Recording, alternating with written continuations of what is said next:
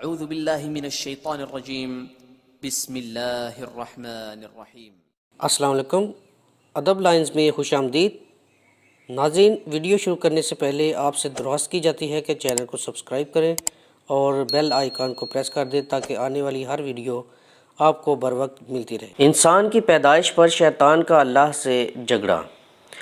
جب کچھ بھی نہیں تھا، صرف اللہ کی ذات تھی، اللہ نے سب سے پہلے پانی کو بنایا، پھر پانی کے اوپر اپنا عرش بنایا، پھر اللہ نے قلم بنایا اور قلم کو حکم دیا کہ لکھو جو کچھ بھی قیامت تک ہونا ہے، سب کچھ لکھ دو، اور قلم نے اللہ کے حکم سے سب کچھ لکھ دیا جو کچھ قیامت تک ہونا ہے۔ پھر 50,000 سال کے بعد اللہ نے آسمان اور زمین کو بنایا، پھر اللہ تعالیٰ نے فرشتوں اور جنوں کو بنایا۔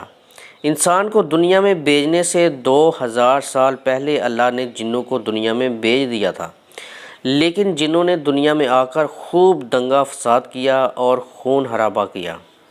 اللہ نے جب انسان کو پیدا کرنا چاہا تو اللہ نے فرشتوں کو بتایا کہ میں ایک ایسی مخلوق پیدا کرنے والا ہوں جو زمین میں میرا خلیفہ ہوں گی۔ فرشتے کیونکہ جنات کے حالات دیکھ چکے تھے تو فرشتوں نے اللہ تبارک و تعالیٰ سے التجا کی کہ اے اللہ پاک، یہ انسان بھی دنیا میں جا کر فساد کرے گا اور خون خرابہ کرے گا۔ تو اللہ نے جواب دیا، جو میں جانتا ہوں وہ تم نہیں جانتے۔ ترجمہ: یاد کرو جب تمہارے رب نے فرشتوں سے فرمایا میں زمین میں اپنا نائب بنانے والا ہوں، تو بولے کیا ایسے کو نائب کرے گا جو اس میں فساد پھیلائے گا اور خون ریزیاں کرے گا؟ ہم تجھے سراہتے ہوئے تیری تسبیح کرتے اور تیری پاکی بولتے ہیں۔ فرمایا جو مجھے معلوم ہے وہ تم نہیں جانتے۔ القرآن۔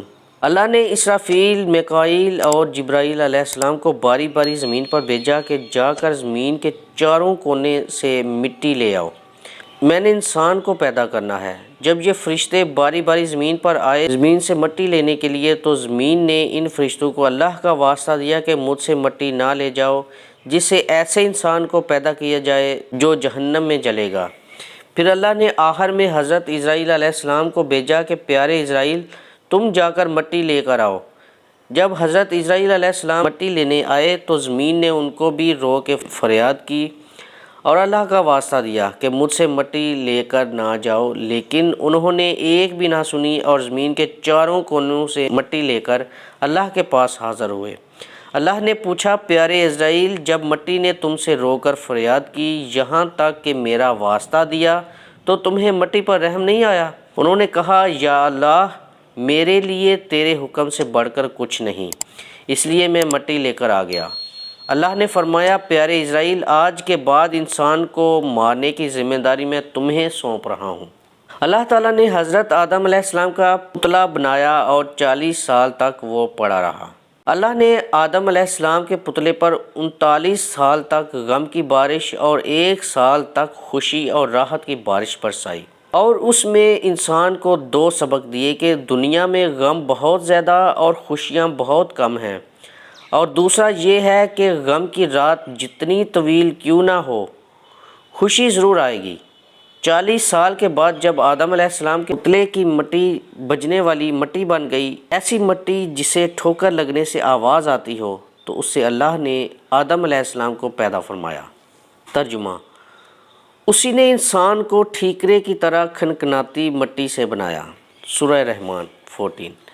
جب حضرت آدم علیہ السلام کا پتلا پڑا تھا تو ابلیس حضرت آدم علیہ السلام کے پتلے کے پاس اکثر چکر لگاتا رہتا اور حسرت سے دیکھ کر کہتا تھا کہ اسے ضرور اللہ نے کسی خاص مقصد کے لیے بنایا ہے۔ اس نے ایک دن حسد میں آ کر آدم علیہ السلام کے پتلے پر تھوک دیا۔ اللہ نے حضرت جبرائیل علیہ السلام سے کہا پیارے جبرائیل، آدم کے پتلے سے جا کر اس تھوک کی جگہ کو اکھاڑ لو۔ حضرت جبرائیل علیہ السلام نے اپنی انگلی سے تھوک والی جگہ کی مٹی کو اتارا اور وہاں پر آج ناف ہے ہماری۔ پھر اللہ نے اس ابلیس کی تھوک والی مٹی سے کتے کو پیدا کیا، اس لیے کتے کے اندر وفاداری انسان کی جبلت کا اثر ہے اور کاٹتا ہے کہ یہ شیطان کی تھوک کا اثر ہے۔ فرشتوں نے آپس میں گفتگو کرنا شروع کر دی کہ اللہ یہ جو بھی مخلوق بنا رہا ہے یہ علم اور رتبے میں ہم سے زیادہ نہیں ہو سکتی۔ اللہ کیونکہ شیطان کے کام بھی دیکھ رہا تھا اور فرشتوں کی باتیں بھی سن رہا تھا، تو اللہ نے فرمایا جب میں اس کے اندر روح ڈالوں تو تم تمام اسے سجدہ کرنا۔ اللہ نے آدم علیہ السلام کے اندر روح ڈالنے سے پہلے ان کو دنیا کا تمام علم عطا کر دیا، وہ علم بھی عطا کر دیا جو فرشتوں کے پاس بھی نہیں تھا۔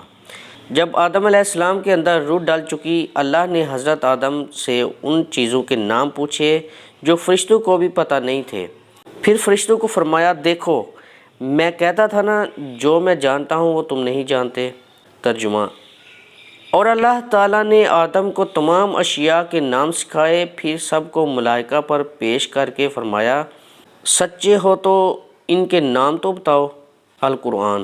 ترجمہ: فرمایا اے آدم بتا دے انہیں سب اشیاء کے نام۔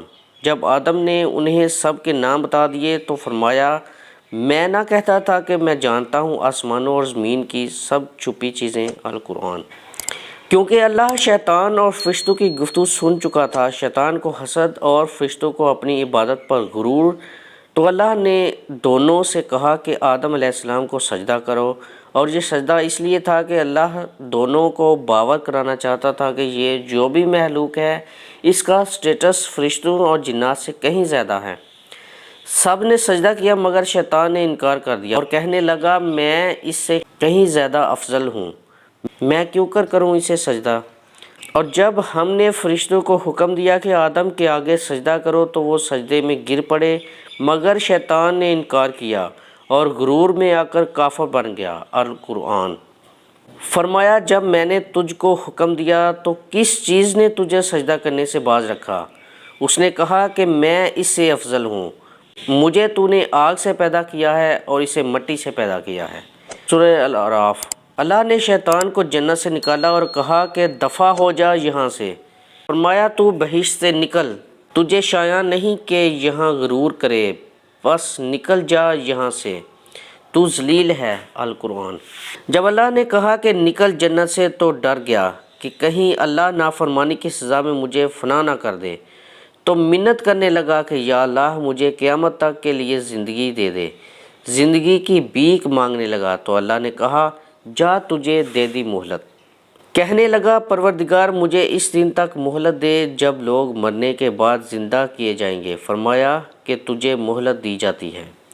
جیسے ہی اللہ نے مہلت دی تو گارنٹی مل گئی کہ اللہ وعدے کا پکا ہے، اب مہلت مل گئی ہے تو سزا تو نہیں دے گا، تو اللہ پر بہتان لگانا شروع ہو گیا کہ تو نے مجھے گمراہ کیا ہے، اب میں بھی تیرے بندوں کو قیامت تک گمراہ کرتا رہوں گا۔ بولا قسم ہے تو نے مجھے گمراہ کیا، میں ضرور تیرے سیدھے راستے پر ان بندوں کی طاق میں بیٹھوں گا۔ القرآن۔ کہنے لگا کہ دیکھ تو یہی وہ انسان ہے جسے تو نے مجھ پر ذلت دی ہے، اگر تو مجھ کو قیامت کے دن تک مہلت دے تو میں تھوڑے سے شخصوں کے سوا اس کی تمام اولاد کی جڑ کاٹتا رہوں گا۔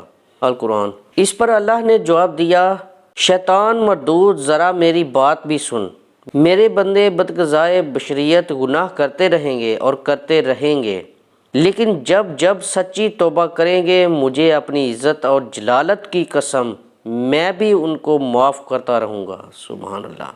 ناظرین اگر ویڈیو پسند آئی ہے تو لائک اور شیئر کیجئے اور چینل کو سبسکرائب کر دیجئے۔ جزاک اللہ۔